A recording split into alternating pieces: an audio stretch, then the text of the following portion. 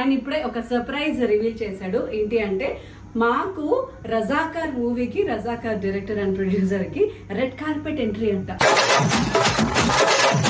ఇఫీలో red carpet entry అంటే ఎలా ఉంటుంది? యాక్చువల్లీ రెడ్ కార్పెట్ ఎంట్రీయే అంటే మా టీవీ సీరియల్లో కాకుండా ఇలా ఒక మూవీస్ వరల్డ్ లో first time. I'm so excited. మా ఆయన కంటే ముందు మా ఆయన అని అడిగి చెప్తాను ఎలా ఉందో. సరే అబ్బాయిలకి ఏం ఉండదు, చొక్కా లాగు అండ్ అవి కొత్తగా 3 గంటలు షాప్లన్నీ తిరిగి షాప్ చేసుకున్న అద్భుతమైన షూ. బాగున్నాయి తెలుసా షూ? హలో, ఈ షూ తొందరగా తీసుకున్నాను. నువ్వు 3 గంటలు వేరే వేరే షాప్స్ తిప్పావు. అట్లా అంటావా?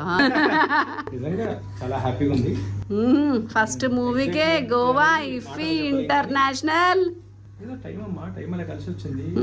ఆశీర్వాదం, నా ఆశీర్వాదం, అంత లేదులే కానీ నా పాద బలం. అబ్బా okay, meet you all there. Welcome to IFFI Goa. We just entered this place and చాలా హ్యూజ్ ప్లేస్ అండి.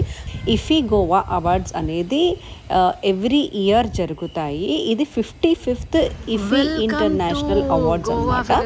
IFFI అంటే international film festival of India Goa 5th time చేస్తున్నారు. ఇక్కడికి ఓన్లీ ఇండియన్ మూవీస్ కాదు, ప్రపంచ దేశాల్లో ఉన్న మూవీస్ అందరూ కూడా బెస్ట్ మూవీస్ని సెలెక్ట్ చేస్తారు.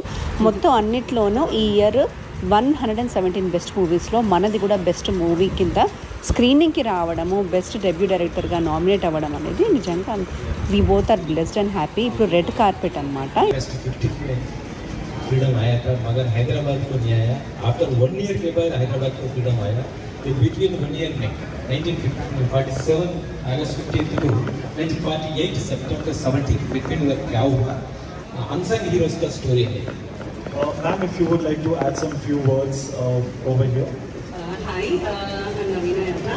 First, I would like to say I am the wife of Mr. Director. Here I am representing my producer because his sponsor is not yet come. So the real hero of the movie. I'm thankful to audience and I'm thankful to Vicky that we are representing here. Thank you so much. Thank you so much for being here.